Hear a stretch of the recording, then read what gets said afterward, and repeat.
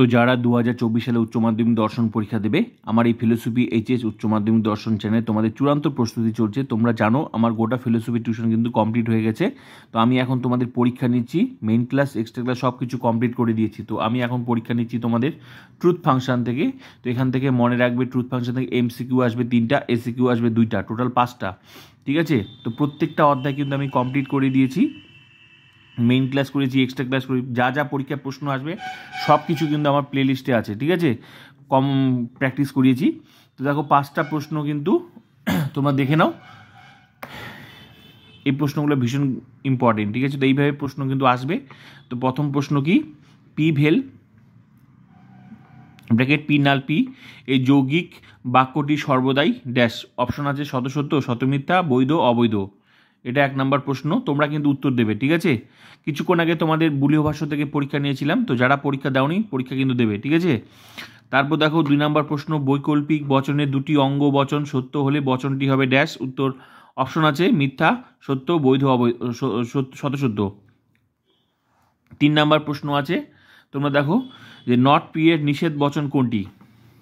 Option আছে এ, B, C, D, যেটা সঠিক উত্তর তোমরা দেবে।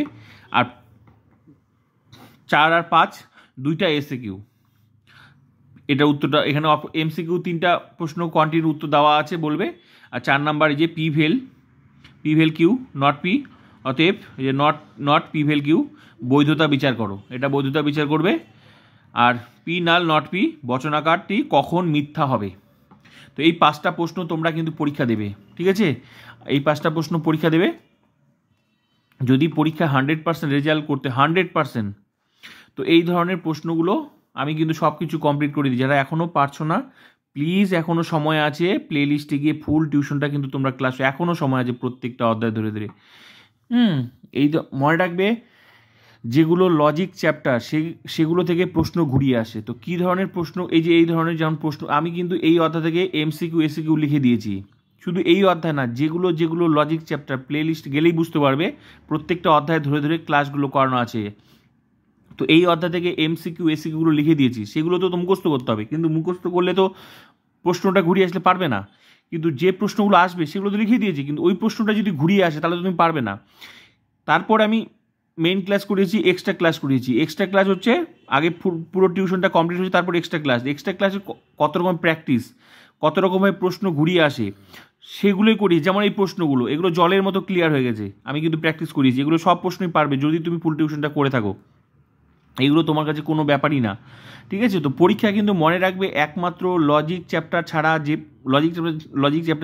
যে অধ্যায়গুলো আছে সেখান থেকে সরাসরি প্রশ্ন আসে, সেগুলো ঘুরে আসে না।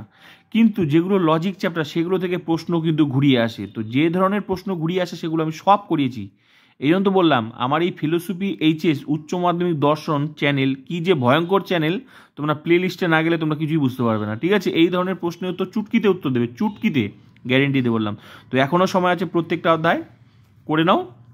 আর এই ধরনের প্রশ্নের উত্তর 1 সেকেন্ডে উত্তর দাও। তো পরীক্ষার আগে অবশ্যই তুমি প্লে লিস্টে গিয়ে প্রত্যেকটা অধ্যায় ধরে তোমরা কিন্তু ক্লাস করবে। ট্রুথ ফাংশন আমি তোমাদের কী অধ্যায়গুলো, যেমন লজিক চ্যাপ্টার, যেমন বচন অধ্যায়, শুধু 8 মার্ক লজিক না, শর্ট প্রশ্নের জন্য তোমার লজিক থেকে ঘুরে আসবে। কি আগে লিখে দিয়েছি, তারপর কি সব কিছু ক্লাস করিয়েছি। বচন অধ্যায়, তারপর মনে করো বচনের বিরোধিতা, অমাধ্যম অনুমান, নিরপেক্ষ ন্যায়, প্রাকল্পিক বৈকল্পিক, ট্রুথ ফাংশন, বুলীয় ভাষ্য, ভেনচিত্র, এগুলো সমস্ত কিছু লজিক চ্যাপ্টার। এগুলো থেকে প্রশ্ন এমসিকিউ এসিকিউ লজিক সব ঘুরিয়ে সব ক্লাস করিয়েছি। আর বাকি যেগুলো লজিক ছাড়া, যেগুলো মনে করো যুক্তি অধ্যায়, এমসিকিউ যা যা লিখে দিই তাই, তারপর যুক্তি অধ্যায়, তারপর মনে করো কারণ অধ্যায় যা যা লিখে দিই তাই, তারপর মনে করো হচ্ছে আরোহ অনুমানের স্বরূপ যা যা লিখে তাই, তারপর মিলের পরীক্ষামূলক পদ্ধতি যা যা লিখে তাই। তো এরকম প্রশ্নগুলো হচ্ছে সরাসরি প্রশ্ন আসে, এগুলো ঘুরে আসার কোনো চান্স নেই, আসে না। কিন্তু যেগুলো থেকে আসে সেগুলো সব ক্লাস করিয়েছি, সমস্ত রকমেরই প্রশ্ন করিয়েছি। ওই জন্য তো আমি বলছি যে পরীক্ষায় প্রশ্ন আসবে আর আমি প্র্যাকটিস করাইনি বা লিখে দেইনি বা বলে দেইনি, এটা হতে পারে না।